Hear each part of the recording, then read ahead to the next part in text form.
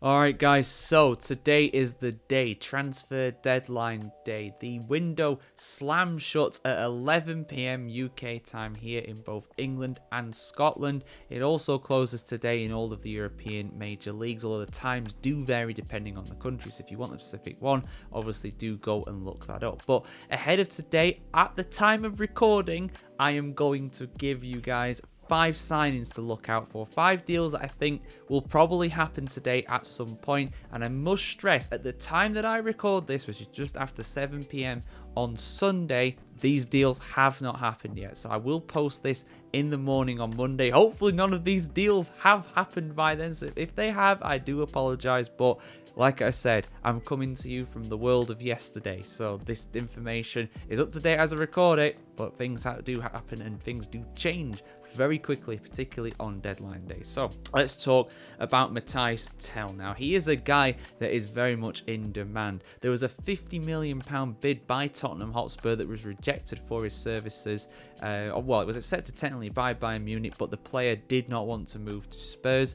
He apparently wants to go to Manchester United. That is his number one option in terms of what he prefers. Bayern Munich would have preferred an outright sale, but it's going to be a loan that he's going to move out on. Now, Chelsea and Arsenal have both been linked with him as well on a loan move in both of those instances, but Tel does want to go to Manchester United. Apparently, that is his number one choice. We'll see if this deal happens. It's a surprise for Bayern Munich fans. They didn't expect to be saying goodbye to him, but it could be one where it's a loan and an obligation to buy, or the potential deal to buy later on if Manchester United are up for that. So let's head over next to let's go to Tyneside. Let's go to the northeast.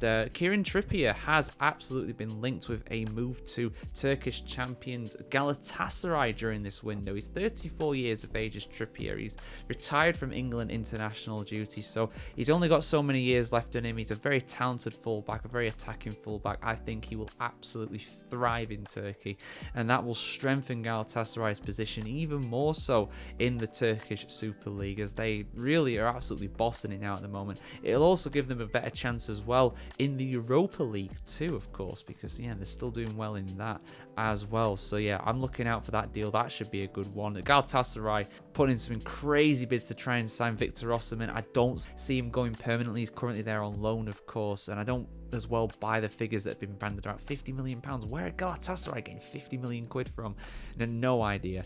But yeah, another player that might well be leaving Newcastle during this window as well is Lloyd Kelly. Now, he has been heavily linked with another side that plays in black and white stripes, Juventus over in Italy. The English defender is apparently going to head there for the remainder of the season, at least on loan, or maybe even a permanent deal as well. We're not quite sure whether it's going to be one or the other. But, you know, Newcastle, to avoid PSR breaches, they are very much having to sell some of their assets. Of course, Kieran Trippier, he won't move for a lot of money, but he will be on a decent wage package, you'd imagine. Almiron, of course, gone over to Atlanta United in the United States as well. And Kelly could also be looking like he's going over to Juve, whether it's permanent or a loan. I imagine it'd be a permanent deal, to be honest, but we'll see what happens there. Staying in the northeast as well, I mean, technically in North Yorkshire, but I do say that it's the northeast in terms of the accent anyway. Middlesbrough in the Championship. Now, they, of course, recently sold Latte Laugh and a few other players as well for some decent money in the Championships, and they're actually in talks to sign a couple of players on loan as well.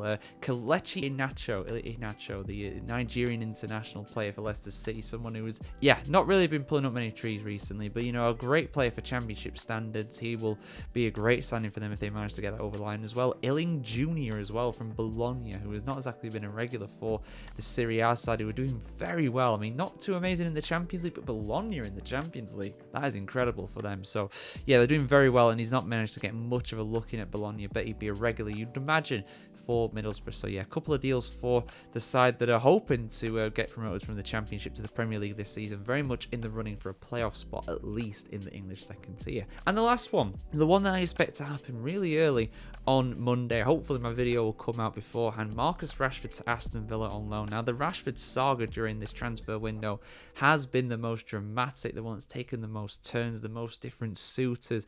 Barcelona, Borussia Dortmund, Chelsea, Arsenal, Aston Villa now, all the PSG, loads, Napoli as well. Like every club has been taught, AC Milan as well in Italy. Like there's so many, but all of them for various different reasons have dropped out, and now it looks as though Aston Villa are the only side that are willing to sign him and sign him on a loan deal where he would be paid his entirety of his wages from Aston Villa as well. Something that Manchester United will be desperate for, because if they're going to get a player like Tell in, they have to get rid of Rashford. And I would argue the signing of Dorgu, you know, with him coming in obviously on Sunday morning, I feel like Rashford to Villa, it might not be enough to get Tell in. Well, I mean, he's going to be on loan.